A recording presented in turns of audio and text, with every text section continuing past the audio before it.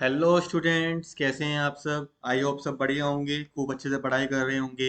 And I hope आपका आज maths का एग्ज़ाम बहुत ही अच्छा गया होगा सभी स्टूडेंट्स का। तो स्टूडेंट्स, जैसा कि मेरे अपने कुछ बच्चों से वादा किया था कि क्लास 10th का आईटी सब्जेक्ट वो मेरे ऊपर छोड़ दें। एक मैं वीडियो उनके लिए बनाऊंगा जहाँ से कहते हैं जितना मैं बता दूंगा उतना पढ़ लेना और उतना कहते हैं करके आ जाना, और आपके बढ़िया से बड़ी 45+ नंबर आ जाएंगे। तो उसी वादे पे कहते हैं पूरा करते हुए मैं ये वीडियो कहते हैं बना रहा हूँ। ठीक है, अपने उन स्टूडेंट्स के लिए और बाकी सारे स्टूडेंट्स के लिए जो कहते हैं मेरे को नहीं जानते होंगे। ठीक है बेटा। तो पहले तो आप सब कहते लाइक कर दीजिए इस वीडियो को। ठीक है, सब्सक्राइब कर लीजिए अगर आपने सब्सक्राइब नहीं किया है, क्योंकि हम क्लास 10th का सब्जेक्ट आईटी और उसके मोस्ट इंपोर्टेंट क्वेश्चन जो आपके बोर्ड एग्जाम में ऐसे के ऐसे धरे हुए आने वाले हैं। ठीक है, स्टार्ट करने वाले हैं। अगर आपको नहीं लगता है कि नहीं ऐसा है, तो आप लास्ट ईयर भी मैंने ऐसे वीडियो बनाई थी। आप लास्ट ईयर की वीडियो भी है कहते हैं, आप उसे जाकर चेक कर सकते हैं। मैंने क्रॉस चेक भी करवाया कि पेपर में वहाँ पे 48+ मार्क्स का आया है आपका, 48 का 50 में से। ठीक है, तो ऐसे ही ये वीडियो जाने वाली है। तो चलिए फिर स्टार्ट करते हैं, starting from the part A. बेटा पार्ट ए जैसा कि आपको पता है आपका 10 मार्क्स का आने वाला है 50 में से। तो बच्चों, ये 10 मार्क्स आपको खोने नहीं है। ये तो आपके इतने इजी मार्क्स होने वाले हैं ना कि बड़े प्यार से निकाल कर ले जाने हैं आपको। 5 एमसीक्यू मिलेंगे आपको वहाँ पर। मैं पहले बता देता हूँ, 5 आपको वहाँ पे एमसीक्यू मिलने वाले हैं। ठीक है, आराम से कर लेना है। 5 में से आपको कोई 4 करने होंगे। ऐसे ही आपको 2-2 मार्क्स से क्वेश्चन मिलने वाले हैं। ठीक है, 4 to 5 क्वेश्चन मिलेंगे आपको, 3 क्वेश्चन करने होंगे। तो इस तरीके से आपका जो पार्ट ए है तो 10 मार्क्स का बन जाएगा। अब उस 10 मार्क्स के लिए आपको क्या क्या टॉपिक्स पढ़ने हैं, कौन कौन से क्वेश्चन पढ़ने हैं, वो देख लीजिए। सामने देखिए, ये जो आपको सामने दिखाई दे रही है ना, क्वेश्चन नंबर 1। ठीक है, यहाँ पे देखो ये क्वेश्चन नंबर 1 आपको मिल जाता है यहाँ पर। जैसे ये क्वेश्चन नंबर 1 आपको मिल गया, 2 मिल गया, 3 मिल गया, 4 मिल गया एंड 5 मिल गया। बेटा ये चैप्टर नंबर 1 से है आपके। ठीक है, कम्युनिकेशन स्किल जो है, कम्युनिकेशन स्किल पार्ट 1, ये वहाँ से है। डिफाइन कम्युनिकेशन, तो कम्युनिकेशन क्या है बेसिकली, हमारे कहते हैं कोई हमारे पास थॉट्स हैं, हमारी फीलिंग्स हैं, हमारे एक्सप्रेशन हैं, उनको कहते हैं एक्सप्रेस करने का एक तरीका होता है। ठीक है, it communication. The next one is different type of communication. तो बेटा इसके अंदर आपके वर्बल या नॉन वर्बल आ जाएगा। इसमें verbal, non verbal and visual communication, ये तीनों आ जाएंगे। बेटा इन तीनों की डेफिनेशन आप एक बार लर्न कर लेना। ठीक है, इनके एग्जांपल स्पेशली आप कर लेना, क्योंकि वहाँ पे एग्जांपल देके एमसीक्यू में पूछ सकते हैं। एक्सप्लेन कम्युनिकेशन साइकिल, तो कम्युनिकेशन साइकिल में कौन कौन से पार्ट्स होते हैं वो भी डायरेक्ट पूछ सकता है आपसे कि व्हाट इज द, जैसे कि मैं आपको बताता हूँ उसके अंदर आपका एक तो होता है आपका सेंडर। मैं इसमें बता देता हूँ, सेंडर होगा। ठीक है, फिर वहाँ पे एनकोडिंग होगी, वहाँ पे मैसेज होगा, एक मैसेज ही आएगा आपका वहाँ पर। एक आपकी कम्युनिकेशन, वहाँ पे कम्युनिकेशन चैनल होगा। ठीक है, इसके बाद आपका रिसीवर होगा। ठीक है, एंड यहाँ पर आपका डिकोडिंग होगी। And the last one is feedback. बेटा ये आपको चीजें मिलने वाली हैं उसके अंदर। अब देखो इसके अंदर से एनकोडिंग की डेफिनेशन पूछ सकता है अलग से, डिकोडिंग की डेफिनेशन पूछ सकता है अलग से, या what is the role of कहते हैं कम्युनिकेशन चैनल, तो कम्युनिकेशन चैनल आपके मैसेज को ट्रांसफर कराता है। जैसे अगर मैं अभी बात कर रहा हूँ आपसे, मैं आपको आपको मेरी आवाज आ रही है तो किसके थ्रू आ रही है, इंटरनेट के थ्रू आप सुन पा रहे हैं। ठीक है, मीडिया क्या है यहाँ पर। ऐसे ही बेटा लास्ट इंपॉर्टेंट है आपका फीडबैक, कि what is the real role of feedback in communication. तो बेटा फीडबैक क्या है, अगर मैंने आपको कुछ चीज़ समझाई, मैंने आपको कुछ चीज़ बताई, तो सामने से उसका रेस्पॉन्स आना, उसको हम बोलते हैं फीडबैक। ठीक है, इसकी डेफिनेशन जरूर करके जाना। नेक्स्ट आता है what are the barriers to effective communication, कौन कौन से बैरियर्स होते हैं इफेक्टिव कम्युनिकेशन के अंदर। ठीक है, तो इसमें आप 2 से 3 कहते हैं अपने पढ़ के चले जाना, बड़े प्यार से हो जाएगा। बेटा एक तो होता है इसमें सबसे बहुत फेमस है लिंग्विस्टिक बैरियर। कौन सा barrier, linguistic barrier. Linguistic barrier क्या है भाई, 2 पर्सन है, दोनों की लैंग्वेज अलग अलग है, दोनों की लैंग्वेज अलग अलग है, तो उनके दो वर्ड्स होंगे वो अलग अलग होंगे, समझा ही नहीं पाएंगे एक दूसरे को अपनी बात। ठीक है, क्लियर हुआ।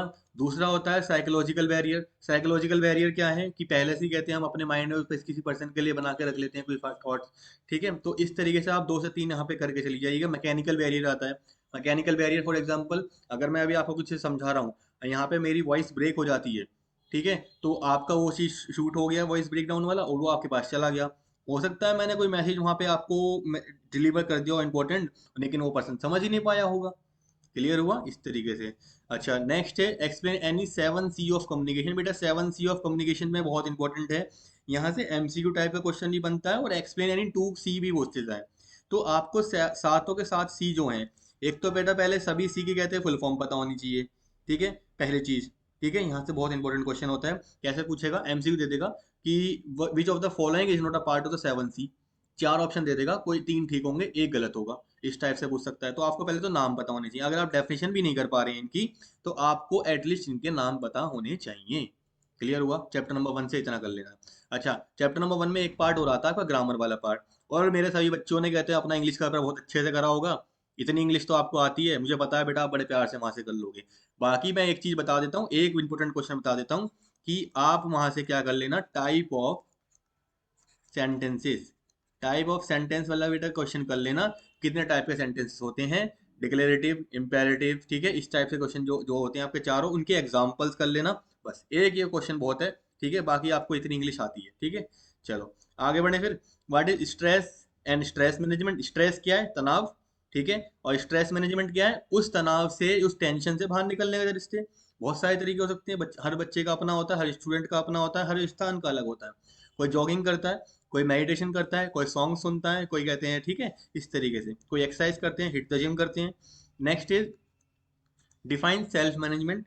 तो अपने आप को मैनेज करना, अपनी डेली की कहते हैं रूटीन को मैनेज करना, कि आज मैं इतने बजे से ये करूंगा, फिर मैं उस पर्सन से मिलूंगा, फिर मुझे ये काम करना है, फिर मुझे ये करना है। तो उसको सेल्फ मैनेज करना, इसकी डेफिनेशन बेटा बहुत इंपॉर्टेंट आएगी यहाँ से। इसके साथ साथ टाइम मैनेजमेंट। टाइम मैनेजमेंट की डेफिनेशन बेटा आप कर लेना साथ साथ। ठीक है, हमें मैंने क्वेश्चन में मेंशन नहीं करा है। ठीक है, आगे बढ़ते हैं। Different activities we should adopt to manage stress. बिल्कुल सेम स्ट्रेस मैनेजमेंट का ही पार्ट है ये क्वेश्चन भी, कि क्या क्या एक्टिविटीज आपको करनी चाहिए। ठीक है, तो it depends person to person, वो हर पर्सन का आंसर यहाँ पे इसमें अलग हो सकता है। क्लियर हुआ? चलिए, next is self awareness. To know about about someone else. ठीक है, किसी और के बारे में जानना बेटा, वो तो होता है अवेयरनेस, अपने आसपास में जानना अवेयरनेस, बट अपने बारे में जानना उसे बोलते हैं सेल्फ अवेयरनेस। भाई मेरी हॉबीज क्या है, मेरा इंटरेस्ट क्या है, मुझे क्या करना अच्छा लगता है, मैं किस चीज में कहते हैं स्ट्रांग हूँ, क्या चीज मेरी कमजोरी है, ये चीज पता होना। ठीक है, to know about oneself, अपने बारे में जानना। Next, what is time management. मैंने यहाँ पे देखो मैंने डाल दिया है, चलो ठीक है, ये रहा टाइम मैनेजमेंट। सेल्फ रेगुलेशन, अपनी फीलिंग्स, अपने इमोशंस पे, अपने एक्सप्रेशन पे फीलिंग कंट्रोल करना। आपको कहीं पे गुस्सा आ रहा है, किसी पे गुस्सा आ रहा है, लेकिन बेटा आप अपने गुस्से को कंट्रोल करना करोगे, आप उसके ऊपर ऐसे ही नहीं निकाल सकते हो कहीं पे, है ना। अगर आपको किसी के ऊपर ज्यादा प्यार आ रहा है, तो आप उसको कहीं पे ऐसे ओपन पब्लिक स्पेस में ज्यादा नहीं कर सकते हो एक्सप्रेस। तो self regulate on your expressions, अपनी फीलिंग्स के ऊपर, ठीक है, अपने वर्ड्स के ऊपर। ठीक है, चलिए। What does smart mean in goal setting. बहुत इंपॉर्टेंट क्वेश्चन है बेटा ये तो। स्मार्ट की फुल फॉर्म जरूर पढ़ के चले जाना, कि स्मार्ट में ऐसा पूछता है, what does S mean in smart, A means in smart, T means in smart, तो ऐसे पूछ लेता है क्वेश्चन। अच्छा, एक और क्वेश्चन है, ये भी प्रीवियस ईयर क्वेश्चन में से एक है, question number 12। How many origin can have stress casual. कौन कौन से ओरिजिन हो सकते हैं स्ट्रेस के। तो ये आप हर बच्चे का अपना आंसर होगा अलग। ठीक है, चलिए, तो ये तो हमारे हो गए दो चैप्टर। आगे बढ़ते हैं फिर। थर्ड चैप्टर आपका वो है आईसीटी स्किल्स। उसमें बेटा देखो बहुत बड़ा चैप्टर है, लेकिन मैं यहाँ से कुछ इंपॉर्टेंट टॉपिक्स बता देता हूँ जो आपको पढ़ने ही पढ़ने हैं। पहला है ऑपरेटिंग सिस्टम, इसकी डेफिनेशन पूछ लेता है। ठीक है, टाइप्स ऑफ ऑपरेटिंग सिस्टम पूछ लेता है, रियल टाइम ऑपरेटिंग सिस्टम आ जाता है उसके अंदर। ठीक है, मल्टी यूजर आ जाता है, यूनी यूजर आ जाता है, तो वहां से वो चीज आप पढ़ लेना। नेक्स्ट आता है एक्सप्लेन द फंक्शन, ये भी बहुत इंपॉर्टेंट है। एनी टू, बस बेटा यहाँ से ज्यादा नहीं, एनी टू फंक्शन पढ़ लेना। देखो 2 मार्क्स से क्वेश्चन से ऊपर आएगा नहीं। पार्ट ए के, जो पार्ट ए है, उसमें 2 मार्क्स से ऊपर का क्वेश्चन नहीं आने वाला मेरे बच्चों। तो 2 मार्क्स से क्वेश्चन में टू टू पॉइंट्स सफिशियंट है, बस 2 पॉइंट्स आपको ऐसे अच्छे से लिख देना, ऐसा भी मत कर देना कंजूसी लिख देना। चलो, नेक्स्ट क्या आकाश सर ने बोला था 2 पॉइंट होते हैं नहीं। फिर है डिफाइन मालवेयर। मालवेयर क्या होता है? एनी मैलिशियस सॉफ्टवेयर जो आपके सिस्टम को, आपके डेटा को हार्म करा, मतलब कि हार्म करने के लिए बनाया गया हो। ठीक है, मालवेयर मैलिशियस सॉफ्टवेयर। ठीक है, इसके पार्ट्स होते हैं। ठीक है, डिफरेंट डिफरेंट पार्ट्स होते हैं, ये आपका पार्ट बी में भी है ये क्वेश्चन। तो इसे भी आप पढ़ लेना, उसके अंदर आपके वायरस, ट्रोजन हॉर्स, वॉर्म्स, ठीक है, ये सब चीजें आ जाती हैं उसके अंदर, तो इन्हें पढ़ लेना बेटा, boot sector virus. Next one is differentiate between system software and application software. यहाँ से एमसीक्यू में पूछ लेता है, 4 एग्जांपल दे देगा, बताइए इनमें से कौन सा एप्लीकेशन है या कौन सा सिस्टम सॉफ्टवेयर है। और सिस्टम सॉफ्टवेयर कौन से सॉफ्टवेयर होते हैं? सॉफ्टवेयर्स जो कहते हैं आपके सिस्टम को, जो चलाने के लिए बहुत ज़्यादा नेसेसरी हैं, इनके बिना सिस्टम नहीं चल सकता है। एप्लीकेशन सॉफ्टवेयर कौन से होंगे? जो किसी पर्टिकुलर टास्क के लिए बनाए गए हों। जैसे अभी मैं जिसके अंदर एडिटिंग कर रहा हूँ, या जिसके अंदर मैं अभी शूटिंग कर रहा हूँ, तो ये एप्लीकेशन सॉफ्टवेयर है, ये सॉफ्टवेयर। ठीक है, जहाँ पे मैं अभी लिख पा रहा हूँ, मैं पीडीएफ में एडिट कर पा रहा हूँ। ठीक है, इस तरीके से। और सिस्टम सॉफ्टवेयर का एग्जांपल ऑपरेटिंग सिस्टम या फिर विंडोज आप बोल सकते हैं इस तरीके से। चलिए नेक्स्ट एक्सरसाइज उस पर आते हैं, नेक्स्ट चैप्टर पे। एंटरप्रेन्योर एंड एंटरप्रेन्योरशिप की डेफिनेशन बेटा बहुत ध्यान समझ लो। Entrepreneur are the person who made their own enterprise, अपना खुद का एंटरप्राइज बनाते हैं starting from the zero by taking a risk, अपना खुद का रिस्क लेते हैं, स्टार्टिंग फ्रॉम जीरो करते हैं, अपना खुद का एक स्मॉल बिजनेस बनाते हैं, बहुत स्मॉल बिजनेस, और धीरे धीरे उसको ग्रो करते हैं, स्किल्स अपनी ग्रो कराते हैं, बढ़ जाते हैं आगे। एंटरप्रेन्योरशिप क्या होता है? ऐसा प्रोसेस, ठीक है, जिसके थ्रू आप कहते हैं एंटरप्रेन्योर बनते हैं। तो इन दोनों की डेफिनेशन आप पढ़ लेना अपनी बुक में से। Next one is function of entrepreneur and qualities of entrepreneur. Functions क्या होते हैं भाई? लीडर होता है, ठीक है, डिसीजन मेकिंग करता है, डिसीजन मेकिंग होती है, ठीक है। इसके अलावा और भी दो तीन टॉपिक, दो से तीन अपने पढ़ लेना यहाँ से। क्वालिटीज में भी लीडरशिप आ जाएगी आपकी यहाँ से, ठीक है, कम्युनिकेशन स्किल उसकी अच्छी होगी, ठीक है, नेटवर्किंग स्किल अच्छी होगी इसकी, ठीक है, ये सब चीजें। देन नेक्स्ट ये भी क्वेश्चन बहुत ज्यादा आता है यहाँ से कि ये बेटा ये सारे इंपॉर्टेंट क्वेश्चन है जितने यहाँ पे लिखे हैं ना मैंने इस चैप्टर के एंटरप्रेन्योरशिप वाले के, ये देखो ये पांचों के पांचों क्वेश्चन, ठीक है, ये सारे के सारे कहते हैं बहुत ही इंपॉर्टेंट क्वेश्चन है। मिथ्स या मिसकंसेप्शन क्या है एंटरप्रेन्योर के बारे में, क्या क्या अफवाहें फैलाई जाती हैं, जैसे कि ओनली फॉर यंग, कि इसे भाई एंटरप्रेन्योर सिर्फ यंग पर्सन ही बन सकते हैं, नहीं, ऑलरेडी बन सकते हैं, वी हैव एग्जांपल्स, ठीक है। इसके अलावा कि ये जो है आपका कहते हैं जल्दी बन जाते हैं, नहीं जल्दी नहीं बनते, टाइम लेता है, it is a time taking process, ठीक है। Next explain the role of entrepreneur in economic development of country, ये एक अच्छा क्वेश्चन है, ठीक है भाई, एंटरप्रेन्योर्स का रोल क्या है किसी भी कंट्री की इकोनॉमिक डेवलपमेंट में। तो बेटे बेसिकली एंटरप्रेन्योर्स क्या करते हैं, वो जॉब सीकर्स नहीं होते हैं, वो जॉब गिवर्स होते हैं। जॉब सीकर्स वो होते हैं जो जॉब लेते हैं, जॉब गिवर्स वो होते हैं जो जॉब देते हैं। तो जॉब देंगे, हजारों लोगों को जॉब देंगे तो उनका लिविंग स्टैंडर्ड बढ़ेगा, ठीक है। उसके हिसाब से क्या होगा, फिर उनका टैक्स बढ़ेगा, टैक्स देना स्टार्ट करेंगे, जब उनके पास इनकम ज़्यादा आएगी तो टैक्स देंगे, टैक्स देंगे तो गवर्नमेंट की जीडीपी बढ़ेगी, जीडीपी बढ़ेगी तो कहते हैं उससे क्या होगा, इंडिया हमारी बढ़ेगी, ठीक है, या कोई भी कंट्री बढ़ेगी। नेक्स्ट लास्ट यूनिट जो है बेटा, वहां से देखो ये दो क्वेश्चन मैंने डाले हैं, हालांकि दो तीन क्वेश्चन और बन सकते हैं, मैं डिस्क्रिप्शन में और वो क्वेश्चन डाल दूंगा, ठीक है। जैसे कि मोस्ट इंपोर्टेंट तो यही है, सस्टेनेबल डेवलपमेंट क्या है, ठीक है। सस्टेनेबल डेवलपमेंट बेसिकली क्या है, एक ऐसा डेवलपमेंट जो आज की नीड के हिसाब आज को देख के तो करा जाए, लेकिन साथ साथ अब हमारे फ्यूचर को देख के भी करा जाए। आज की नीड फुलफिल हो जाए, लेकिन हमारा जो फ्यूचर है, हमारी आने वाली फ्यूचर जनरेशन है, उसके लिए भी हम कहते हैं रिसोर्सेज को छोड़ें, उसके लिए भी हम रिसोर्सेज को कहते हैं ठीक है, सस्टेन कर पाए वो उनके लिए भी। Next one is green economy. What is green economy? तो एक ऐसी इकोनॉमी, ठीक है, जो ग्रीन कहते हैं प्रोडक्ट से बनाई गई हो, या कहते हैं ऐसी इकोनॉमी जिसमें कहते हैं हमने कहते हैं हमारे जो रिसोर्सेज हैं, जो हमारा नेचर है, हमने उसको डिप्लीट ना करा हो, ठीक है, उसको कहते हैं देख के बनाया गया हो, ऐसी इकोनॉमी। तो ये बेटा ये कुछ क्वेश्चन थे पार्ट ए के, जो आप बस ये 24 क्वेश्चन भी कर लेंगे, 24 से 25 क्वेश्चन, तो बेटा आपका यहाँ से कोई क्वेश्चन ऐसा छूटा नहीं है जो आपका वहाँ पे रह जाएगा। एमसीक्यूज भी आपके इसमें से निकल जाएंगे, आपके जो 2 मार्क्स के क्वेश्चन है, 1 मार्क्स, सब निकल जाएगा यहीं से। तो ये पार्ट ए का सफिशिएंट पार्ट था। क्लियर हुआ पहले चीज? सबको क्लियर है? चलो अब मैं आगे बढ़ता हूँ मैं पार्ट बी की तरफ, ठीक है। चलिए part B, unit number 1, digital documentation. बड़े ध्यान से समझना बेटा, क्वेश्चन में पढ़ते जाऊंगा, क्वेश्चन को समझाते जाऊंगा साथ साथ, ठीक है, थोड़ी सी जल्दी जल्दी करूंगा लेकिन समझना है आपको।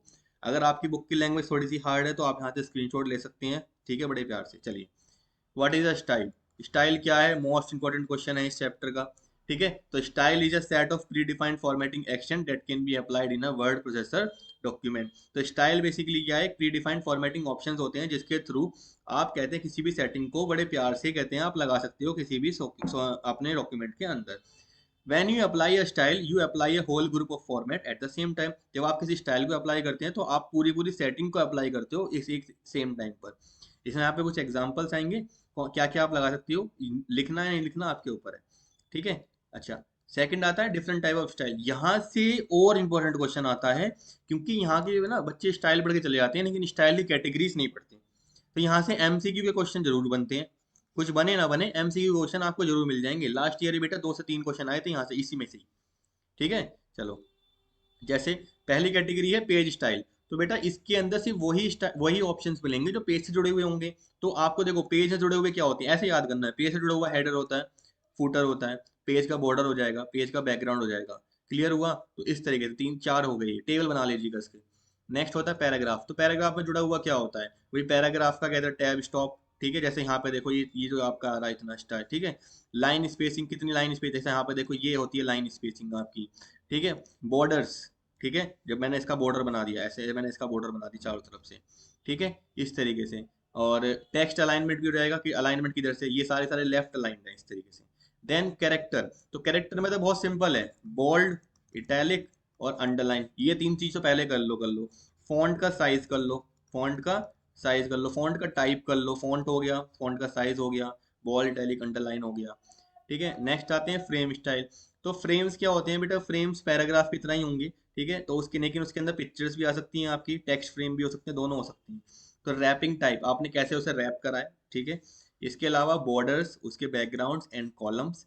नंबरिंग के अंदर बुलेट लिस्ट के लिए है कि नंबर्ड लिस्ट ली गई है, ठीक है। अलाइनमेंट क्या लिया गया है, नंबरिंग क्या ली गई है, ये थोड़ा थोड़ा याद कर लेना बस आप इसके अंदर। इसके बाद सेल स्टाइल आता है, देन ग्राफिक स्टाइल आता है। सेल स्टाइल के अंदर सेल की प्रोटेक्शन, सेल का बॉर्डर हो जाएगा, सेल का बैकग्राउंड हो जाएगा, नंबर ऑफ फॉर्मेट्स हो जाएंगे कि आपने करेंसी लगाया, डेट लगाया, ये सब क्या लगाया, ठीक है। चलिए, ग्राफिक के अंदर क्या आ जाएगा, ग्राफिक के अंदर उसकी ट्रांसपेरेंसी क्या रखी है भाई, उसका शेडो क्या रखा गया है, ठीक है। इस तरीके से ये थोड़ा कर लेगा, ये थोड़ा इतना लेस है, इससे मैं इतना नहीं पूछता है। कहाँ से ज्यादा पूछता है, ये ऊपर के जो चार थे ना आपके, यहाँ से कर लेना, पेज, पैराग्राफ, कैरेक्टर, फ्रेम, ये चार से बहुत ज्यादा पूछता है, ठीक है। चलिए, what are the different ways to open, ये भी बेटा आया हुआ क्वेश्चन है प्रीवियस ईयर में, कि कौन कौन से तरीके होते हैं जिससे आप स्टाइल एंड फॉर्मेटिंग विंडो को ओपन कर लेते हैं। तो यहाँ से एमसीक्यू में क्वेश्चन पूछा गया था, तो F11 वहाँ पे आंसर सही था कि विच शॉर्टकट की is used for styles and formatting window. तो यहाँ पे देखो बेटा, एक तो होता है फॉर्मेट पे जाएंगे आप, फॉर्मेट पे जाएंगे तो स्टाइल्स एंड फॉर्मेटिंग विंडो आ जाएगा। इसके अलावा एक ये आ जाएगा F11, और इसके अलावा बेटा एक और आइकन आता है आपका इस तरीके से, ठीक है। ये वाला आइकन भी होता है, यहाँ पे मिल जाएगा आपको, देखो वही लिखा हुआ है, click the styles and formatting icon located at the left end of the object bar. Object bar के यहाँ पे मिलेगा आपको इस टाइप का आइकन। हालांकि ऐसा ऑप्शन ये देता नहीं है क्वेश्चन में। What are the different ways to insert, insert image करने के कौन कौन से तरीके होते हैं, लास्ट ईयर का ही क्वेश्चन है। पहला तरीका, by drag and drop, image को उठाया, ड्रैग करा और डाल दिया। दूसरा होता है पिक्चर के थ्रू इंसर्ट, क्या करेंगे, इंसर्ट डायलॉग बॉक्स में जाएंगे, इंसर्ट में, देन पिक्चर्स में, देन वहां पे फ्रॉम फाइल में आ जाएगा। एक आता है जैसे आपका कहते हैं एमएस वर्ड के अंदर क्लिप आर्ट होता था, ऐसे ही यहाँ पे क्लिप बोर्ड होती है, ठीक है। यहाँ से क्लिप बोर्ड नहीं, वहां पे गैलरी होती है, गैलरी का ऑप्शन आएगा नीचे, नहीं आ रहा, हाँ ये रहा, गैलरी का ऑप्शन ये रहा, ठीक है। आप गैलरी के थ्रू भी इंसर्ट कर सकते हो, स्कैनर के थ्रू। बेटा स्कैनर वाले के अंदर, स्कैनर कहाँ पे अवेलेबल है, इंसर्ट, पिक्चर्स, ये वाले चीजें जरूर कर लेना कि कौन सा मेन्यू किस मेन्यू के अंदर आता है, या विच सब मेन्यू जरूर पूछता है वो, सब मेन्यू कौन से के अंदर मिलेगा, कि ये वाला ऑप्शन आपको कहाँ पे मिलेगा। ऐसे क्वेश्चन बहुत ज्यादा पूछे जाते हैं। और ये क्लिप बोर्ड क्या है, आपने कंट्रोल सी करा, क्लिप बोर्ड में चला जाता है, कंट्रोल वी कर दिया, पेस्ट कर दिया, तो ये क्लिप बोर्ड होता है। तो कोई भी दो से तीन तरीके बेटा आपको पता होने चाहिए। देन अगेन इंपॉर्टेंट, टेम्पलेट, आपका स्टाइल और टेम्पलेट, इन दोनों में डिफरेंशिएट भी पूछ लेता है, क्योंकि बच्चों को कंफ्यूजन रहती है इसमें। बेटा स्टाइल तो एक फॉर्मेटिंग ऑप्शन है, लेकिन टेम्पलेट क्या है, एक फॉर्मेटेड डॉक्यूमेंट है, पूरा पूरा डॉक्यूमेंट है। A template is a sample document that is use for the basis for a new document. किसी न्यू डॉक्यूमेंट को आप कैसे बनाएंगे, वहां पे हेडिंग कहाँ पे आएगी, वहां पे कहते हैं आपके लाइनिंग कहाँ पे आएगी, टेबल कहाँ पे आएगा, सब चीज पहले से सेट है। Document contain specific settings, settings पहले से ही होती हैं हर एक चीज के लिए, ठीक है। तो इतना आप कर सकते हैं, यहाँ से यहाँ तक की आप डेफिनेशन बड़े प्यार से इसको ले सकते हैं। चलिए, आगे यही पूछा गया है यहाँ पे कि डिफरेंट क्या है दोनों के अंदर, तो कर लेना आप इसको, ठीक है। चलो, difference, define mail merge. Mail merge क्या है भाई, मेल मर्ज एक राइटर का ऐसा फीचर है, ठीक है, ये वर्ड प्रोसेसर का ऐसा फीचर है, जिसके थ्रू आप एक ही मैसेज को या एक ही डॉक्यूमेंट को डिफरेंट डिफरेंट कहते हैं पर्सन्स को सेंड कर सकते हो, ठीक है। उसके लिए आप मेल मर्ज यूज करते हो। अच्छा, मेल मर्ज के अंदर बेटा दो, यहाँ से पूछता है, मेल मर्ज में दो चीजें होती हैं, एक तो होता है मेन डॉक्यूमेंट, ठीक है, और एक होता है आपका डेटा सोर्स। क्या होता है data source, data source basically क्या है, एड्रेसेस ऑफ रिसिपिएंट्स, ठीक है। ये दोनों चीजें रिक्वायर्ड होती हैं आपकी इसके अंदर। क्लियर हुआ। अच्छा, किसके थ्रू आप बनाते हो मेल मर्ज, वो होता है आपका मेल मर्ज विजार्ड। किसके थ्रू, मेल मर्ज विजार्ड, ठीक है। इसकी एडवांटेजेस क्या है, it is quick and easy to do, easy to store the information, ठीक है, producing mass mailing in such simplified, specially compare to the process of preparing individual letter. 50 लोगों को एक ही मैसेज सेंड करना है, बस ऊपर के नाम चेंज होते हैं उनके, बाकी नीचे का मैसेज तो सेम रहता है ना, तो ये कंटेंट सेम रहेगा, बस ये चेंज हो जाएगा। क्लियर? चलिए, what is wrap text? Text wrap क्या होता है? तो text wrap is a feature supported by many word processor that enables you to surround a picture और अ डायग्राम विद टेक्स्ट। मान लो आपका ये पेज है, इस पेज में आपने यहाँ पे अपनी पिक्चर लगाई, तो अब दो तरीके हैं भाई, बहुत सारे तरीके तो बहुत सारे होते हैं, लेकिन मैं समझाता हूँ, दो तरीके समझो। एक तरीका तो ये है कि आपने यहाँ पे टेक्स्ट डाला, एक तरीका ये होगा कि आपकी इमेज यहाँ पे आई और आपने यहाँ पे भी कुछ टेक्स्ट ले लिया, आपने फिर यहाँ से ले लिया, तो ये दोनों, इन दोनों में डिफरेंस हुआ, तो यही आपका रैप टेक्स्ट के ऑप्शंस होते हैं। ठीक है, एक ऐसा हो गया, मान लो एक ऐसा भी हो जाता है आपका, भाई पिक्चर यहाँ पे आई, कुछ यहाँ पे आया, कुछ यहाँ पे आया, कुछ यहाँ पे आ गया। ठीक है, एक ऐसा भी हो जाता है, ये पिक्चर यहाँ पे है, ऊपर ऊपर आया, नीचे नीचे आया, साइड में कुछ नहीं है, यहाँ कुछ नहीं है। तो ये अलग अलग रैप टेक्स्ट के ऑप्शन है। ठीक है बेटा, इस तरीके से। तो यहाँ पे नो रैप, कोई रैप नहीं लगानी है हमें। ठीक है, ये इनके नाम याद कर लेना, इनकी डेफिनेशन भले मत करना, डेफिनेशन आप छोड़ सकते हैं, मैं कह रहा हूँ, ठीक है, कोई प्रॉब्लम नहीं है, लेकिन इनके नाम जरूर याद कर लेना। ठीक है, चलो, लास्ट ईयर यहाँ से बेटा क्वेश्चन पूछा गया था एमसीक्यू में, मैंने बताया था बच्चों से कि बेटा इसे पढ़ के जाना, और बच्चे पढ़ के गए थे और करके भी आए थे। चलो, अब मेरे बच्चों, आप भी इस टेबल का स्क्रीनशॉट जरूर ले लेना। देखो क्या है, इन्वर्ट, कुछ सेटिंग्स आपकी जो इमेज होती हैं, ये आप करते हो एडिटिंग, ठीक है, फोन में मोबाइल में करते हो। इन्वर्ट का मतलब क्या है? Inverts the colour value of a colour image or brightness value of a grey scale image. बिल्कुल उसका इन्वर्ट कर देना, वाइट है ब्लैक कर देना, ब्लैक है वाइट कर देना। Smoothness, softens the contrast of a image, soften कर देना, स्मूथ कर देना उसको। ठीक है, शार्पन कर देना, कॉन्ट्रास्ट को बढ़ा देना, दोनों एक दूसरे के उल्टे हैं। रिमूव नॉइस, पिक्सल जो है कहते हैं single pixel from a picture, ठीक है, वहां से जो चीजें उसे थोड़ा बेकार कर रही है उसे रिमूव करना। सोलराइजेशन, ठीक है, effect of too much light, थोड़ा सा लाइट बढ़ा देना उसकी सोलराइजेशन के अंदर। एजिंग कर देना, थोड़ा सा पुराना कर देना। ठीक है, simulate the effect of time of the picture. Posterize कर देना, पोस्टर की तरह बना देना। पॉप आर्ट कर देना, ड्रामेटिकली चेंज कर देना। ठीक है, देखो ड्रास्टिकली है इस तरीके से। कलर बिल्कुल अलग अलग अलग कर देना। चारकोल इफेक्ट देना है तो चारकोल आएगा। रिलीफ देना है मतलब कि थोड़ा सा उसे एनग्रेव करना है, बाहर की तरफ निकालना है। ठीक है, शेडो इफेक्ट लेके आना है, तो ये है। मोजेक बनाना है उसका, तो मोजेक। तो बेटा ये सारे के सारे ऑप्शन एक बार आप जरूर पढ़ के जाना। ठीक है, मेरी सलाह है आपसे, आपको पक्का इस बार भी क्वेश्चन यहाँ से मिल जाएगा। चलिए, आगे बढ़ते हैं। बेटा लास्ट ईयर भी यहाँ से एक क्वेश्चन आया था, अगेन यहाँ से एक क्वेश्चन आया था कि what is the difference between a keep scale and a keep image size. Cropping की डेफिनेशन आप पढ़ लेना, क्रॉपिंग क्या होता है, एमसीक्यू में लास्ट ईयर आया था, फिलिंग द ब्लैंक्स की फॉर्म में दिया था, कि डेफिनेशन दे दी पूरी पूरी, एक्सप्लेन करो ये क्या है। तो इसकी डेफिनेशन आप पढ़ लेना। इसके बाद आते हैं keep scale and keep image. दो ऑप्शन होते हैं क्रॉपिंग के अंदर, पहला होता है कीप स्केल। कीप स्केल जो होता है बेटा वो डिफॉल्ट भी होता है, ये भी इंपॉर्टेंट चीज है, देखो मैंने यहाँ पे डाल रखा है। Cropping the image does not change the scale of the picture. जब आप कहते हैं ये वाला ऑप्शन करते हैं, तो जब आप क्रॉप करेंगे तो पिक्चर का जो स्केल है उसमें कोई चेंज नहीं होगा, मतलब पिक्चर कोई ज्यादा डिफरेंस नहीं करेगी। मान लो आपकी पिक्चर थी ये, आपको बस इतना पार्ट चाहिए, तो बेटा इतना पार्ट आ जाएगा आपका बस। ठीक है, बाकी सारा जो पार्ट है वो खराब मतलब निकल जाएगा। लेकिन जो दूसरे वाला चीज है, जो इसमें कह रहा है कीप इमेज साइज, तो आपको अगर इतना पार्ट चाहिए ना, तो ये क्या करेगा, इतने पार्ट को तो रखेगा, लेकिन इस पार्ट को रिमूव कर देगा और इसको ना एनलार्ज कर देगा। क्या कर देगा? एनलार्ज, मतलब कि ओरिजिनल अभी भी ये पिक्चर, यही वाली पिक्चर इसी साइज में ओपन होगी जो इस साइज में थी पहले। तो इससे क्या होगा, पिक्चर जो है वो डिस्टॉर्ट हो जाएगी। क्या हो जाएगी? डिस्टॉर्ट हो जाएगी, डिस्टॉर्शन हो जाएगा पिक्चर का। पिक्सल उसके फट जाएंगे, अगर वो थोड़ी सी लो पिक्सल पिक्सल में है तो उसके पिक्सल थोड़े से क्या हो जाएंगे आपके, ब्लर हो जाएंगे। ठीक है, यहाँ पे इस तरीके से। ठीक है, इस तरीके से हो जाएगा।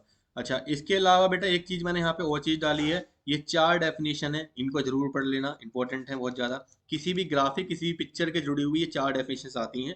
पहला होता है अरेंजमेंट। तो अरेंजमेंट क्या है कि आप कैसे अपने पिक्चर्स को या कैसे अपने ग्राफिक ऑब्जेक्ट्स को कैसे उन्हें एक दूसरे के ऊपर रखते हो। जैसे मान लो ये है पिक्चर नंबर 1, ये है पिक्चर नंबर 2 और ये है पिक्चर नंबर 3। आपको इन तीनों को रखना है, तो आपने रखा भाई, एक को मैंने यहाँ रखूंगा, इसके ऊपर मैं 2 को रख दूंगा और उसके ऊपर मैं 3 को रख दूंगा। तो बेटा ये है आपका क्या, इस ऑर्डर में 1 2 एंड 3। ये था आपका arrangement of graphics. Second is alignment, आपकी ये पिक्चर्स किस तरफ से अलाइंड है, ऐसे ये राइट अलाइंड होगी, ये लेफ्ट अलाइंड होगी। एंकरिंग, एंकरिंग क्या होती है? ठीक है, एंकर्स, एंकर भी पूछ लेता है, एंकरिंग भी पूछ लेता है। एंकरिंग बेटा क्या होता है, पूरे पेज में ना एक रेफर पॉइंट होता है, रेफरेंस पॉइंट होता है। उस रेफरेंस पॉइंट, ठीक है, वो क्या क्या हो सकते हैं, पेज हो सकता है, कोई फ्रेम हो सकता है, कोई पैराग्राफ भी हो सकता है, इवन ऐसा कैरेक्टर भी हो सकता है। तो उसके रेस्पेक्ट में आपकी इमेज मूव करती है।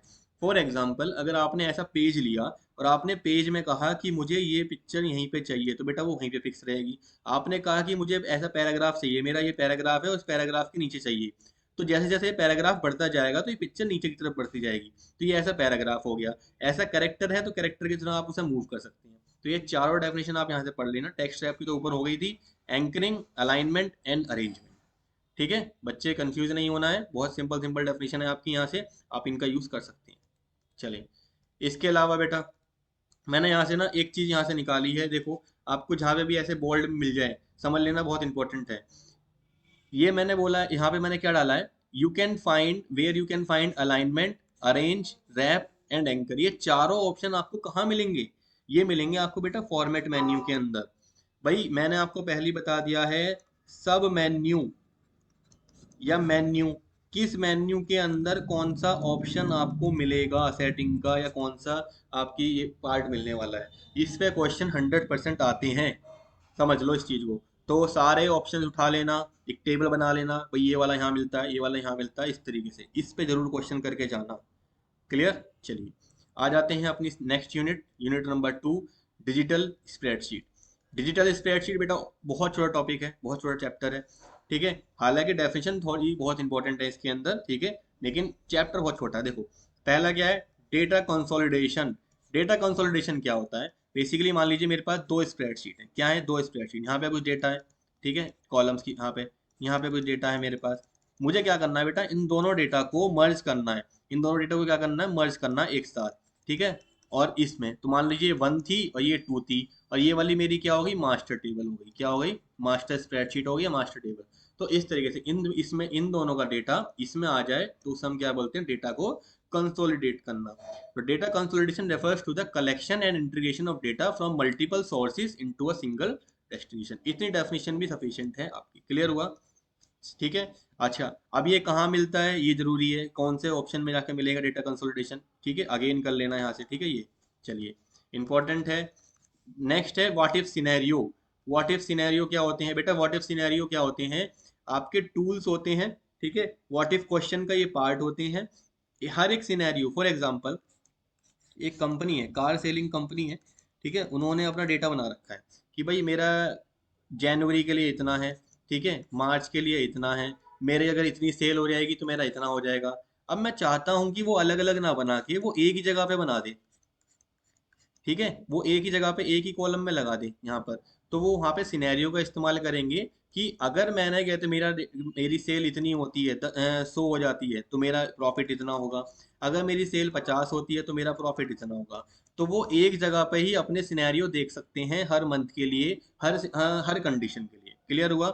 तो यहाँ से इसकी डेफिनेशन कर लेना। अच्छा, एक और चीज, जब आप कहते हैं किसी स्प्रेडशीट को प्रिंट करते हैं तो सिर्फ वही वाला सिनेरियो प्रिंट होगा जो इस वक्त एक्टिवली ओपन होगा। ये भी ध्यान रखना, क्वेश्चन पूछ लेता है यहाँ से, इसलिए मैंने यहाँ पे लिख रखा है। ठीक है, इसलिए ही लिख रखा है मैंने आपके लिए यहाँ पे। ठीक है, आप इसका स्क्रीनशॉट ले सकते हैं, कोई प्रॉब्लम नहीं है, आराम से स्क्रीनशॉट लो, टाइम है, पढ़ो इसे। ठीक है, चलिए आगे बढ़े। What is the use of link to source data? तो link to source data basically क्या है बेटा, जब आप कंसोलिडेशन करते हो तो कंसोलिडेशन के अंदर जो आपकी पहली वाली थी और दूसरी वाली जो थी मान लीजिए, और ये आपकी मेन वाली बनी, तो मान लो अगर आपने यहाँ पे 3 की जगह 5 कर दिया, आपने चेंज कर दिया, यहाँ पे 5 की जगह आपने 10 कर दिया, तो बेटा इनका रिफ्लेक्शन आपका इसमें भी तो होना चाहिए ना, मास्टर टेबल, मास्टर स्प्रेडशीट के अंदर। तो वही, वो किसके थ्रू होता है आपका, वो होता है आपका लिंक टू सोर्स डेटा के through. This option will mean that your consolidated data table of the data will update automatically। ठीक है, अपने आप वो चेंज हो जाएगा। ठीक है, तो ये ऑप्शन है। देन नेक्स्ट इज सब टोटल कमांड। सब टोटल कमांड बहुत सिंपल है, एक ऐसी कमांड जिसके थ्रू आप कहते हैं अपने खुद के एक सब ग्रुप बना सकते हो, क्या बना सकते हो, ग्रुप बना सकते हो, और उन ग्रुप के अंदर आप क्या कर सकते हो, अपने खुद के फंक्शन लगा सकते हो, लाइक सम, ठीक है, काउंट, ठीक है, इस तरीके से फंक्शन आप अपने लगा सकते हो।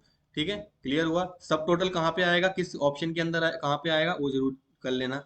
इसके बाद right the name of various component of goal seek. Goal seek window के अंदर कौन कौन से पार्ट्स होते हैं? पहला होता है फॉर्मूला सेल, दूसरा होता है target value, and third one is variable cell. तीनों समझा देता हूँ। फॉर्मूला सेल बेसिकली क्या है, एक ऐसी सेल जिसके अंदर कहते हैं आपका फॉर्मूला रिटर्न है, आपने जो अप्लाई करा है, और ठीक है वो उसके अंदर रिटर्न होता है, और आपको वो चीज अब किस किस पे अप्लाई करनी है वो चीज बताएगा, रेफर कराएगा। टारगेट वैल्यू, भाई मुझे 100 चाहिए नंबर, अभी 70 आ रहे हैं, मुझे 100 का रिजल्ट चाहिए। ठीक है, तो कितनी टारगेट वैल्यू आपको रखनी है। एंड द वेरिएबल सेल, किस सेल को चेंज करके वो चीज बनेगी। Specify the reference for the cell that contain the value you want to adjust the achieve the target, किसकी वैल्यू चेंज करनी है। फॉर एग्जांपल मेरे पास बेटा 5 सब्जेक्ट है, ठीक है, एक में है 30, एक में है 40, एक में है 35, एक में है 48। ठीक है, ठीक है, और क्लियर हुआ। तो अब जो मेरा इनका स्कोर आ रहा है, ठीक है, अब मान लीजिए इनका स्कोर 30 40 70, 70 और 30 105, और 105 और लगभग 50, ठीक है 155, ठीक है, 153 नंबर आ रहे हैं मेरे अभी कितने में से, 4 सब्जेक्ट में से। ठीक है, और ये 50 50 के थे, मतलब कि आउट ऑफ 200। मेरी जो परसेंटेज अभी बैठ रही है, ठीक है बेटा, वो अभी बहुत कम बैठ रही है। मैं चाहता हूँ कि मेरी परसेंटेज जो बैठे वो मिनिमम 80% बैठे। तो मुझे कितने नंबर लाने होंगे इस वाले के अंदर, इस वाले के अंदर, इस वाली सेल के अंदर, इस वाले सब्जेक्ट के अंदर। तो ये वाली आपकी होती है क्या, वेरिएबल सेल, जो आपको चेंज करनी है। क्लियर हुआ। टारगेट वैल्यू आपने कितनी रखी, 80, ये है आपकी टारगेट वैल्यू। समझ में आ गया इस तरीके से एग्जाम्पल के थ्रू। चलिए आगे बढ़ते हैं। बेनिफिट्स क्या है शेयरिंग डॉक्यूमेंट करने के, बहुत सिंपल है, बहुत सारे पर्सन एक ही उस पर स्प्रेडशीट पे एक साथ काम कर पाएंगे, एंटर कर पाएंगे डेटा को at the same time, save time. Clear. Next one is multiple operation. तो मल्टीपल ऑपरेशन क्या है, like scenario, multiple operation is also a planning tool of what if scenario. भाई सिनेरियो में क्या होता है, आप एक ही टेबल मतलब कि एक ही सेल के ऊपर सारी वैल्यूज को अपडेट करते हैं, लेकिन मल्टीपल ऑपरेशन के अंदर आप किसी एरे के ऊपर अप्लाई करते हो, किसके ऊपर, एक एरे के ऊपर।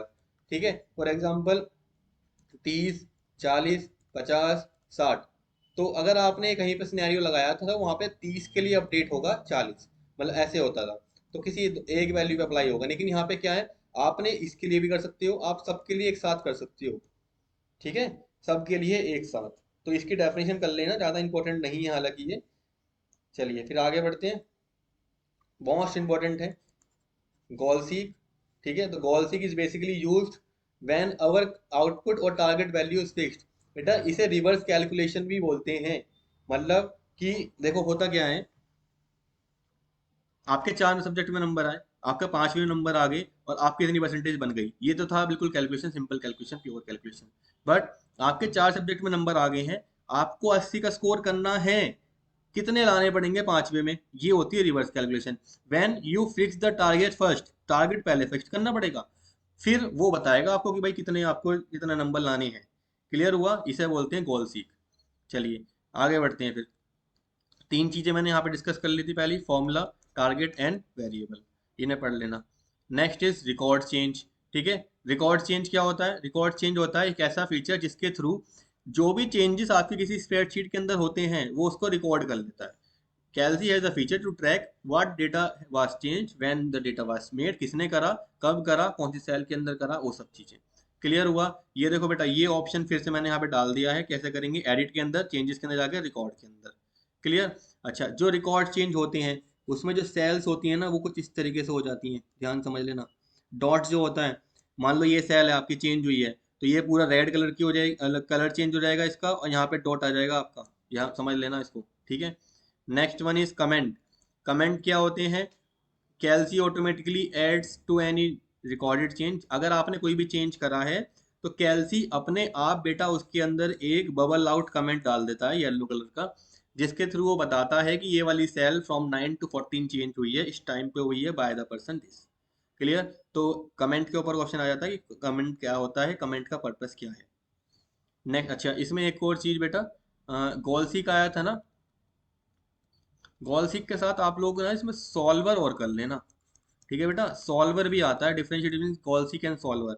तो होता क्या है, सॉल्वर के अंदर ना जो आपके वेरिएबल सेल होती हैं, ठीक है, वेरिएबल सेल, ठीक है, वो ज़्यादा होती हैं, वो मोर देन 1 होती है। क्लियर हुआ।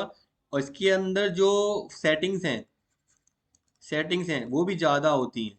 ठीक है, इसके अंदर आपको कंडीशंस मिल जाएंगी, लिमिटिंग कंडीशन मिल जाएंगी, greater than, less than, greater than equal to, less than equal to, not equal to, इस तरीके से क्वेश्चन मिल जाएंगे यहाँ पे। ठीक है, इस तरीके से। चलो अच्छा आगे बढ़ते हैं फिर। मैक्रोस, मैक्रोस क्या है basically? Macro are set of stored functions that can be use to automate processes that are repeated often. कोई भी काम अगर आप बेटा बार बार रिपीट करते हैं, एक ही टास्क को बार बार रिपीट करते हैं, तो वहां पर आप ना कुछ स्टोर्ड फंक्शन होते हैं, उनका इस्तेमाल करके आप उन चीज को, ठीक है, बार बार रिपीट नहीं करेंगे। मतलब एक लॉन्ग प्रोसेस के थ्रू आपको नहीं जाना है। आप एक बटन बना देंगे, एक एरो बना देंगे, ठीक है, एक आइकन बना देंगे, उस पर क्लिक करेंगे और वो काम आपका हो जाएगा, ठीक है। तो macro is a saved sequence of command or keystroke that are stored for the later use। चलिए next, what is the use of comparing different version? क्या डिफरेंट वर्जन को कंपेयर करना है? फॉर एक भाई सिंपल सी बात है, आपने क्या करा, एक फाइल को आपने मल्टीपल यूजर्स को भेज दिया, अब वो मल्टीपल यूजर से फाइल वापस आई, तो उसके डिफरेंट डिफरेंट वर्जन बन गए हैं। मान लीजिए V1, उसका वर्जन V2 बन गया, तो कुछ डेटा इसके अंदर है, कुछ डेटा इसके अंदर है, तो बेटा इन दोनों को कंपेयर करोगे कि कितना चेंजेस हुआ है, तभी तो होगा ना, ठीक है। हम भूल जाते हैं कि भाई किसने क्या चेंज करा, तो ये चीज है, चेंजेस मेड बाय देम, क्या क्या चेंजेस करे गए हैं, इस तरीके से। Next, what is hyperlink? यहाँ से इंपॉर्टेंट क्वेश्चन बनता है, ठीक है। तो hyperlinks are widely used on internet to navigate between the sites. ऐसे ही अगर हमें किसी पर्टिकुलर लोकेशन या पर्टिकुलर डॉक्यूमेंट के लिए भी जाना है, तो वहां पे भी हम हाइपरलिंक बना लेते हैं। दो टाइप की हाइपरलिंक होती है, एक होती है एब्सोल्यूट और एक होती है रिलेटिव। बेटा एब्सोल्यूट के अंदर कंप्लीट क्या होता है, कंप्लीट एड्रेस आता है, क्या आता है, कंप्लीट एड्रेस या फुल एड्रेस हम बोलते हैं, देखो ये रहा, ठीक है, including the protocols, domain name, URLs, entire path of the file वहां पे आता ही आता है, ठीक है। लेकिन जो आपका रिलेटिव होता है, रिलेटिव के अंदर ऐसा नहीं होगा। रिलेटिव के अंदर ये किसी particular current working directory, current working folder के, CWD हम बोलते हैं, current working directory, current working folder, उसके रेफरेंस में आता है, ठीक है इसका, ठीक है। आप इसको आगे फर्दर फ्यूचर क्लासेस में और डिटेल में पढ़ेंगे। चलिए आगे, what do you mean by passing argument to a macro? बेटा एक इसको पढ़ लेना। अच्छा, सॉल्वर की देखो डेफिनेशन मैंने यहाँ पे डाल दी है। Solver is a more descriptive form of goal seek. Solver can deal with the equation having multiple unknown variable. आगे यहाँ पे, ठीक है, इसके अंदर बहुत सारी कंडीशन होती है, मैक्सिमम मिनिमम वैल्यूज निकालने के लिए होती है यहाँ पर। सेल रेफरेंसिंग पढ़ लेना बेटा यहाँ से, ठीक है, सेल रेफरेंसिंग के ये वाले एग्जाम्पल जरूर पढ़ लेना, ये चीजें, ठीक है। सेल रेफरेंस होता क्या है? जब भी आप किसी सेल को, ठीक है, रेफर्स टू अ सेल और range of a cell worksheet, जो आप किसी वैल्यू को फाइंड करने के लिए निकालते हैं, इस तरीके से, ठीक है। ये एग्जांपल सारे पढ़ लेना। इसके अलावा देखो मैंने ये देखो टेबल बनाई है, देखो ऐसा एरो होता है। अब यहाँ से ऑप्शन क्वेश्चन ऐसा पूछता है कि जो आपका डॉट आता है वो किस तरफ आता है, टॉप अपर कॉर्नर पे आता है, लोअर पे आता है, टॉप लेफ्ट कॉर्नर पे आता है, राइट कॉर्नर पे आता है, तो कहाँ आता है, देखो जरा देख लो ये किधर आ रहा है, ठीक है, इस तरह का डॉट, ठीक है, टॉप लेफ्ट कॉर्नर पे आता है। अच्छा, मैक्रोस किस ऑप्शन में मिलते हैं, ये रे मैक्रोस भी यहाँ पर, ये रे। इसके अलावा मैंने यहाँ पे लिख रखा है फॉर व्यूइंग चेंजेस। अगर आपको चेंजेस जो आपने एक्सेप्ट करे हैं ट्रैक चेंज के थ्रू, आपको वो देखने हैं, एक्सेप्ट करने हैं, रिजेक्ट करने हैं, कमेंट्स को ऐड करना है, तो बेटा कहाँ पे जाओगे, किस ऑप्शन के थ्रू जाओगे, तो मैंने यहाँ पे मेंशन करा दिया है, एडिट चेंजेस। एडिट में जाके चेंजेस में मिल जाएंगे आपको सारे ऑप्शन, सबके लिए मिल जाएंगे, इन सबके लिए। क्लियर हुआ? चलिए आगे बढ़ते हैं फिर। नेक्स्ट यूनिट, नेक्स्ट यूनिट है हमारी डेटाबेस मैनेजमेंट, ठीक है बेटा। तो डेटाबेस मैनेजमेंट जो होगा हमारा, उसके लिए मैं एक पर्टिकुलर, ठीक है, पूरी की पूरी एक वीडियो बनाऊंगा। डेटाबेस मैनेजमेंट में पूरी अलग वीडियो के अंदर डिस्कस करूंगा, तो मैं अभी यहाँ पे डिस्कस नहीं कर रहा हूँ, ना थ्योरी डिस्कस करूंगा, ना ही मैं आपका वो वाला पार्ट करूंगा कि आपको कैसे लैंग्वेज बनानी है। हम सीधा आ जाते हैं आपकी इस वाली यूनिट के ऊपर, पार्ट बी, पार्ट बी, और यूनिट नंबर 4 वेब एप्लीकेशन। बेटा यहाँ से देखो कुछ तो पहले इंपॉर्टेंट क्वेश्चन है, ठीक है। ये इंपॉर्टेंट क्वेश्चन दिखाने से पहले मैं आपको इन्हें समझा देता हूँ कि कैसे कैसे कहाँ से क्या क्या चीज़ें पढ़नी है आपको एटलीस्ट, ठीक है। चलो, या फिर एक काम करते हैं, इन्हें तो आप अपने आप समझ लेना, अगर आपको कोई कैसे प्रॉब्लम होती है किसी चीज़ में समझने में, तो मैं आप कहते कमेंट कर देना, फिर मैं उसको समझा दूंगा। चलो बेटा, पहला है यहाँ से, what are the different impairment that affect accessibility of a computer? कौन कौन से इफेक्ट्स होते हैं जो आपके इफेक्ट्स करते हैं? चलो मैं इसको तो समझा देता हूँ, ये तो इम्पोर्टेंट है। चलिए मैं इसको समझा देता हूँ, ये रहा, देखो बेटा पहला है यहाँ से कॉग्निटिव इम्पेयरमेंट। यहाँ से क्वेश्चन जरूर पूछता है, ध्यान से समझ लीजिएगा इसको। पहला है cognitive impairment and learning disabilities such as dyslexia, attention deficit and hyperactivity disorder, ADHD और ऑटिज्म। ऑटिज्म मतलब कि चीज़ों को भूल जाना, ठीक है। ADHD, ठीक है, ऑटिज्म, हाँ, ADHD क्या होता है कि जब कोई पर्सन बहुत ज़्यादा रहता है आपका, क्या कहते हैं उसको, एक्टिव, हाइपर हो जाता है छोटी छोटी बातों पे, ठीक है, इसको बोलते हैं। Next one is visual impairment, मतलब कि जिसकी कहते हैं लो विजन हो जाए, कंप्लीट और पार्शियल ब्लाइंडनेस हो सकता है, और कलर ब्लाइंडनेस भी हो सकता है उसके अंदर। Next one is hearing impairment, सुनने में दिक्कत हो, ठीक है, कम सुनता हो, बिल्कुल ना सुनता हो, थोड़ा ऊंचा सुनाई देता हो, तो डिफनेस आ सकती है इसके अंदर।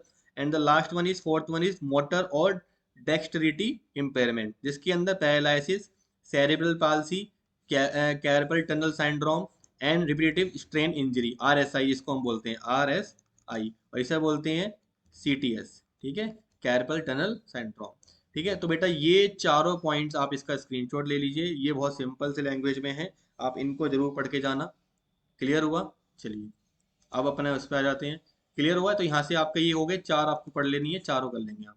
Next one is assistive technology. तो असिस्टिव टेक्नोलॉजी क्या होती है बेटा? एक ऐसी टेक्नोलॉजी जिसकी मदद से आप कंप्यूटर को एक्सेस कर पाते हैं, either software or either hardware, ठीक है, with the help of technology, ठीक है, you can use or access the computer, ठीक है, either it can be hardware or a software, that technology is called the assistive technology that assist you. Clear? चलिए, next one is define sticky key, filter key, toggle key, sound sentry option, sound or cursor option, mouse key and display. बेटा ये सारे के सारे इनमें से कोई से भी पूछ लेता है, कोई भी एक या दो तो 100% आ ही जाते हैं, तो इनको जरूर पढ़ के जाना मेरे बच्चों। ठीक है, चलो मैं साथ साथ इन्हें बता देता हूँ आपको कि कौन सा कैसे में क्या होता है, तो इनसे डिफरेंस। चलिए, नंबर वन पे आता है बेटा आपका, देखो पहला है आपका स्टिकी की। स्टिकी की क्या कहती है आपकी? Sticky key is accessibility feature to help computer user with physical disabilities, but it is also use by the others ऐसा मीन टू RSI। RSI अगर हमें रिमूव करनी है, ठीक है, ज्यादातर ये RSI के लिए होता है। होता क्या है, आप जो शॉर्टकट कीज अप्लाई करते हैं तो उसके अंदर आपका कंट्रोल, शिफ्ट, ऑल्ट और विंडोज की, ठीक है, जो विंडोज की होती है आपकी, ठीक है, इन सब का बेटा इस्तेमाल बहुत ज़्यादा करते हैं शॉर्टकट कीज के अंदर, देखो और किसी का नहीं होता जितना इन चारों का होता है। तो आप बार बार इनको प्रेस करते हैं। फॉर एग्जांपल, मैंने कंट्रोल+C करा, कॉपी करा, और मैंने कंट्रोल+V करा, तो ये हो रहा है ना बार बार, मैं एक ही काम, मैं मेरे को कहीं से उठा, मेरे को कहीं से कॉपी करना है, कहीं पे पेस्ट करना है, मुझे बार बार करना है, तो मैं बार बार कंट्रोल+C कंट्रोल+V कंट्रोल कंट्रोल तो दबा रहा हूँ ना बार बार। तो मैं क्या करता हूँ, मैं स्टिकी की कोई ऑन करता हूँ, जिसकी वजह से मुझे बार बार अब C कंट्रोल को ओपन प्रेस करने की जरूरत नहीं पड़ेगी, तो मेरा यहाँ पे C और V दबाने से काम हो जाएगा, C एंड V दबाने से। तो बेटा इस टाइप की को हम क्या बोलते हैं? स्टिकी की। क्लियर हुआ? आपको कैसे लर्न करना है, आपको एक चीज तो ये करना है कि कौन सी की किस डिसेबिलिटी के लिए काम करती है, जैसे कि ये फिजिकल डिसेबिलिटी के लिए काम करती है। सेकंड चीज आपको जो इसके अंदर बहुत ज्यादा इंपॉर्टेंट लर्न करनी है कि कौन सी की के अंदर या कौन से ऑप्शन के अंदर कौन सी कीज यूज कर रहे हैं, कौन सा ऑप्शन हम यूज कर पा रहे हैं। क्लियर हुआ? जैसे हम यहाँ पे शिफ्ट, कंट्रोल, ऑल्ट और विंडोज की। डन? चलिए आगे बढ़ते हैं। नेक्स्ट वन इज फिल्टर की। अब फिल्टर की आ जाएगी तो बच्चे यहाँ पे कंफ्यूज होंगे क्योंकि स्टिकी की में कौन से ऑप्शन थे, तो इसमें क्या है। तो फिल्टर की क्या है बेटा? किसी भी पर्सन के लिए जिसके कहते हैं जो आपके हैंड्स हैं वो ज़्यादा कांपते हो, ठीक है, जिसके कहते हैं हाथ आपके बहुत ज़्यादा कांपते हैं, ये उनके लिए ज़्यादा काम करेगा। ठीक है, तो जैसे किसी का हाथ कांप रहा है तो वो किसको एस दबाना चाह रहा है, तो एस की जगह पे साथ साथ हो सकता है कि एस के साथ आसपास के ए और डी भी दब सकते हैं, या हो सकता है एस उसका बहुत बार भी दब सकता है, ठीक है, एक बहुत ज़्यादा प्रेस हो सकता है। तो उस केस में क्या होता है, हम फिल्टर की को यूज़ करते हैं, जिसकी मदद से जो रिपीटेड एक ही बार, 1 सेकंड के अंदर, मतलब कुछ सेकंड का टाइम होता है, उसके अंदर हमें कोई की को होल्ड करके रखना होता है, या फिर बहुत बार अगर हम कोई चीज़ प्रेस करते हैं तो वो नहीं मानी जाती है, सिर्फ एक ही बार मानी जाएगी, एक ही बार मानी जाएगी, इग्नोर कर देता है वो उसको। Keyboard to ignore the brief और रिपीटेटिव की स्ट्रोक, आप बार बार चीज़ों को दबाते हैं। तो making typing easier for the person with hand tremors, देखो ठीक है, जिनको हाथ कांपते हैं। ठीक है, अब इसके अंदर कौन कौन से कहते हैं आपके होंगे, मैं आपको यहाँ बता देता हूँ। ठीक है, तो इस तरीके से आपका हो जाएगा, यहाँ से फिल्टर की आ जाएगा। नेक्स्ट वन इज टॉगल की। टॉगल की में अब कौन कौन सी कीज आएंगी ये इंपॉर्टेंट आएगा। पहले लिख लो caps lock, num lock and scroll lock. अब ये होती क्या है, बेसिकली जिन पर्सन को बेटा विजन इम्पेयरमेंट होती है, जिनको सामने देखने में, स्क्रीन पे देखने में दिक्कत हो रही है, या याद करने में, कॉग्निटिव डिसेबिलिटी भी है, दोनों चीजें, देखने में दिक्कत है, तो सामने अगर कोई नोटिफिकेशन आई है, तो वो नोटिफिकेशन हमने कोई की प्रेस कर रखी है, मान लो हमारा कीबोर्ड है, कैप्स लॉक जैसे की होती है, ठीक है, आपका नम लॉक होती है, स्क्रॉल लॉक होती है। तो यहाँ पे हमारे कीबोर्ड में की क्या आपकी क्या कहते हैं, लाइट जल जाती है ना। तो जिनको देखने में दिक्कत है उन्हें तो पता ही नहीं होगा कि लाइट की अभी वो कैपिटल लेटर में लिख रहे हैं कि स्मॉल लेटर में लिख रहे हैं। उनका न्यूमेरिक कीपैड काम कर रहा है नहीं कर रहा, उन्हें लग रहा है वो काम कर रहा है, लेकिन हो सकता है वो ना काम कर रहा हो। तो उस केस के अंदर अगर वो कैप्स लॉक को दबाते हैं तो वहां पर एक साउंड इमिट होगी। अगर बेटा वो साउंड आपकी हाई इमिट होती है तो कहते हैं वो ऑन होगा, और लो होती है तो वो क्या होगा, आपका बंद होगा। ठीक है, तो इस तरीके से वो पहचान पाते हैं। ठीक है, तो ये टॉगल की हो गया, तीन कीज हो गई हमारे सामने। चलिए नेक्स्ट आते हैं आपके सामने साउंड टैब। साउंड टैब किस लिए होता है आपका? Select the sound tab, a window will option to configure accessibility option when the sound is displayed. यहाँ से क्या होगा कि कुछ भी अगर आपका चेंजेस होते हैं, ठीक है, तो विजुअल वार्निंग की जगह वहां पे साउंड आनी स्टार्ट हो जाएगी आपके सामने, तो साउंड टैब होता है। साउंड सेंट्री ऑप्शन आता है इसके अंदर। ठीक है, साउंड सेंट्री ऑप्शन साउंड के अंदर ही आता है। तो साउंड सेंट्री, इसे इसे आप लर्न कीजिएगा। तो sound sentry option use is design to help user with auditory impairment. Auditory का मतलब जिनको सुनने में दिक्कत होती है। क्लियर हुआ बेटा? और इस तरीके से तो sound sentry generates visual warning. तो सुनने में दिक्कत है तो देखने में ठीक होंगे, तो वहां पे विजुअल वार्निंग आ जाएंगी, ब्लिंक करेगा, आपका बॉर्डर ब्लिंक कर सकता है। ठीक है, आपकी जो विंडो है वो दो बार कहते हैं ब्लिंक कर सकती है इस तरीके से। ब्लिंकिंग द टाइटल बार, आपका blinking the title bar, flashing border. ठीक है, इस तरीके से जब भी कोई कहते हैं आएगा। तो साउंड सेंट्री ऑप्शन हो गया यहाँ से आपका। ठीक है, next one is high contrast. High contrast से क्या होगा कि जो high contrast is a flexibility feature to assist people with vision impairment. ये विजन इम्पेयरमेंट के लिए होता है आपका। ठीक है, इसे कर लेना यहाँ से। कर्सर ऑप्शन आपका ब्लिंकिंग रेट आप कहते हैं बढ़ा देते हैं, कर्सर का साइज आप बढ़ा देते हैं। माउस टैब ऑप्शन आती हैं। तो बेटा ये सब चीज़ें आप जरूर पढ़ के जाइएगा यहाँ से। ठीक है, बहुत इंपॉर्टेंट है यहाँ से। नेक्स्ट है नेटवर्क क्या होंगे, नेटवर्क की एडवांटेजेस क्या होंगी। ठीक है, इसको पढ़ लेना, ये बहुत इंपॉर्टेंट है यहाँ से। डिफरेंशिएट बिटवीन लैन वैन एंड मैन, बहुत इजी है, आप पढ़ के भी नहीं जाएंगे, बस इसका आइडिया होना चाहिए आपको। Define network topologies, network topologies कौन कौन सी आती हैं। ठीक है, स्टार रिंग, ठीक है, इस तरीके से बस मैश स्टार, ठीक है, ये सब चीज़ें। Define world wide web, websites क्या होती हैं।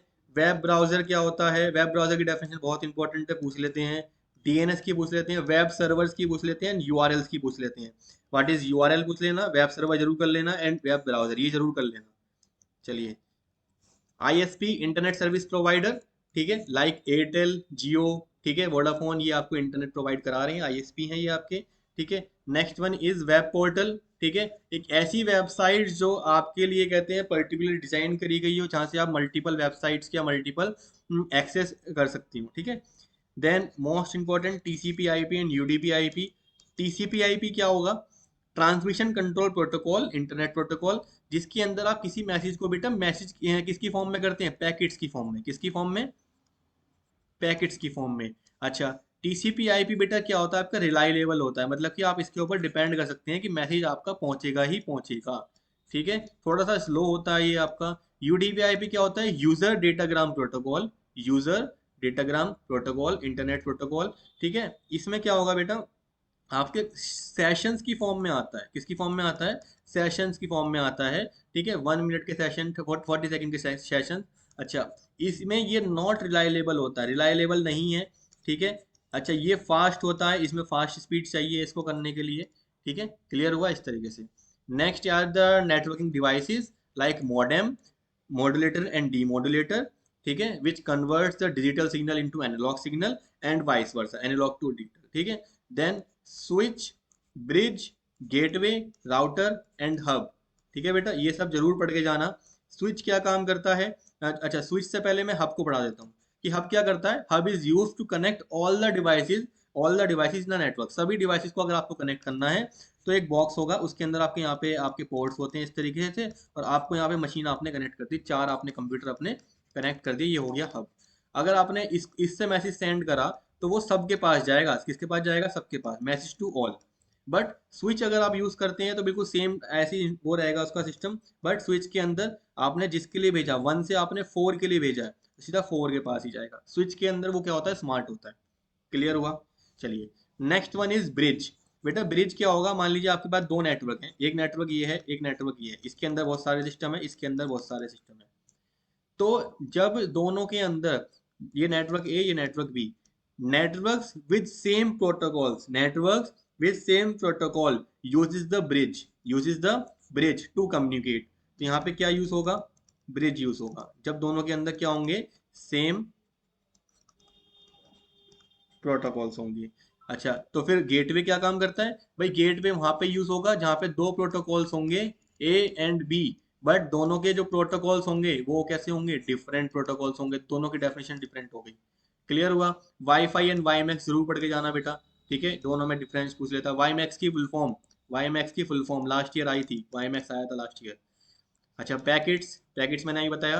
पैकेट्स आपके क्या होते हैं, मैसेज का स्मॉल पार्ट होते हैं, ठीक है, जिसके थ्रू आप कहते हैं अपने ट्रांसफर कर पाते हैं। प्रोटोकॉल्स क्या होते हैं, प्रोटोकॉल्स आ जाता है यहाँ से। Protocols are the set of rules and regulation that governs the use of internet. Next one is blog. ये बेटा जितने क्वेश्चन यहाँ पे लिखा है ना, question number 15 most important question है आपका। Define blog.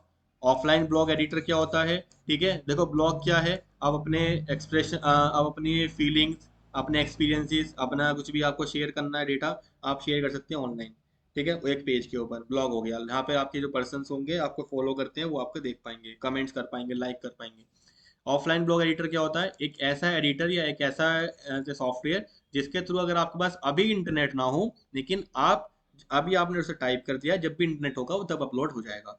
अच्छा, यहाँ से क्वेश्चन आता है, right any 3 websites name which offer the free blogging services. कौन कौन सी वेबसाइट्स हैं जो फ्री ब्लॉगिंग सर्विस आपको करती हैं। बेटा एक तो जैसे मुझे पता है blogsum.com होता है, blogsum.com होता है। एक होता है bloggers.com, bloggers.com, ठीक है। ये इस तरीके से दो वेबसाइट तो हो गई। एक आपका एक और वेबसाइट होती है, ठीक है, वो आप इसको देख लीजिएगा, ठीक है। चलिए, what are the benefits of online transaction. Online transaction का क्या है, कहीं पे भी कहीं से भी कर सकते हैं, कुछ भी ऑफर्स आपको मिलते हैं, ठीक है, आपका टाइम बचता है, ठीक है, पेट्रोल पैसा बचता है, सब चीज़ें एक्सपेंसेस बचते हैं। Define e commerce and firewall. Internet security की नीड क्या है, आपका डेटा प्राइवेट है तो आपको डेटा को प्राइवेट करना पड़ेगा। अगेन एक इंपॉर्टेंट क्वेश्चन है, question number 19, P2P and client server ITX से जरूर पढ़ के जाइएगा। HTTP and HTTPS hyper text transfer protocol and hyper text transfer protocol secure, ठीक है, ये सिक्योर्ड होता है, ठीक है, इसके अंदर कहते हैं आपकी लेयर लगती हैं, ठीक है। चलिए, सिक्योर्ड SSL लगता है इसके अंदर, सिक्योर सॉकेट लेयर SSL इसके अंदर। चलिए, it uses the SSL layer. Then virus की डेफिनेशन, ट्रोजन हॉर्स, स्पाईवेयर, ये सारी डेफिनेशन बेटा आपको पढ़ के ही जानी है, ठीक है। चलिए, next, symptoms and the effect of communication. ये वाला जरूर है कि मालवेयर अगर आपके सिस्टम में आ गया है तो क्या क्या है, स्लो हो जाता है, सिस्टम की स्क्रीन एकदम से बंद हो जाती है बहुत बार, ठीक है, सिस्टम कहते हैं आपको एक्सेस नहीं देता, ठीक है। स्पूफिंग क्या होती है, फिशिंग क्या होती है, IM इंस्टेंट मैसेजिंग क्या होती है, जैसे ही आप कहते हो कोई मैसेज आपके पास आया तो आपने तुरंत उसको रिप्लाई कर दिया। कुकीज को पढ़ लेना। फ्यू फायर सेफ्टी मीजर्स क्या होते हैं बेटा, ये जरूर पढ़ लेना, ठीक है। स्ट्रॉन्ग पासवर्ड तो आप सबने अप्लाई कर ही रखे होंगे, ठीक है, इसकी तो कोई जरूरत नहीं है बताने की। अच्छा, इसके अलावा जो हमारा जो लास्ट का पार्ट है, मैं वहाँ पे आ जाता हूँ, जरा पे आ जाते हैं अपना हैजार्ड्स। बेटा देखो, हैजार्ड जरूर पढ़ लेना, ठीक है, बस इनको बस पढ़ना है, इनको लर्न नहीं करना, इनको बस समझ लेना कि क्या होता है, अपनी लैंग्वेज में आप लिख के आ सकते हो। हैजार्ड पढ़ के चले जाना बेटा, ठीक है, लास्ट ईयर इसके वहाँ से क्वेश्चन आया था इसमें से भी, ठीक है। वर्क प्लेस इवैक्यूएशन तो ठीक है, हेल्थी लिविंग ठीक है, ठीक है बेटा, तो दो चार चीजें ये पढ़ के चले जाना, लाइक हैजार्ड और हैजार्ड के टाइप्स पढ़ लेना, ठीक है। और एक और चीज आपको यहाँ से जो करनी है वो है फर्स्ट एड क्या होती है, डिफाइन फर्स्ट एड, और ठीक है, इस तरीके से। तो ये चीजें बेटा मैंने आपको बता दिया। मैंने अभी आपको क्या बताया, मैंने आपको पार्ट ए का पूरे पूरे बता दिया है कि क्या आपसे पढ़ना है। मैंने आपको पार्ट बी के अंदर, पार्ट बी में यूनिट 1, यूनिट 2, ठीक है, ये आपकी वर्ड प्रोसेसर पे हो गई, ये स्प्रेडशीट पे हो गई, and unit number 4 web application की हो गई। अब आपकी बस बेटा एक यूनिट बचती है, वो है आपकी यूनिट नंबर 3, जो डेटाबेस मैनेजमेंट पे है, जो इसमें मैं कंप्लीट एक अलग वीडियो बनाऊंगा, लास्ट ईयर ही मैंने अलग से वीडियो बनाई थी, ठीक है, उसके अंदर मैं उसकी थ्योरी वाला पार्ट, ठीक है, 8 नंबर का चैप्टर है बेटा, ये 8 नंबर का आएगा यहाँ से, ठीक है, 40 में से 8, ठीक है, समझ लो आप, ठीक है, इंपॉर्टेंट है यहाँ से, ठीक है, क्लियर। और अगर मैं इनकी बात करूं तो ये आपका 10 मार्क्स का, ये 10 मार्क्स का है, ये 8 मार्क्स की आती है आपकी 18 यहाँ से, 8 मार्क्स का ये है, और ठीक है, इस तरीके से आपके मार्क्स यहाँ बढ़ जाते हैं, ठीक है। नहीं, ये भी 10 है। आपका डेटाबेस भी 10 मार्क्स का आता है, 10 and 10 20, और ये आपका 12 मार्क्स का, इस तरीके से आता है। तो कंसोलिडेशन वाला ये जो आपकी ये 8 मार्क्स की है। थ्योरी प्लस बेटा आपका एसक्यूएल, ये दोनों चीज़ें मैं अपनी एक वीडियो के अंदर बनाने वाला हूँ। ठीक है, जो जल्दी आएगी, जब तक आप पहले इन क्वेश्चंस को कीजिए। And all the best.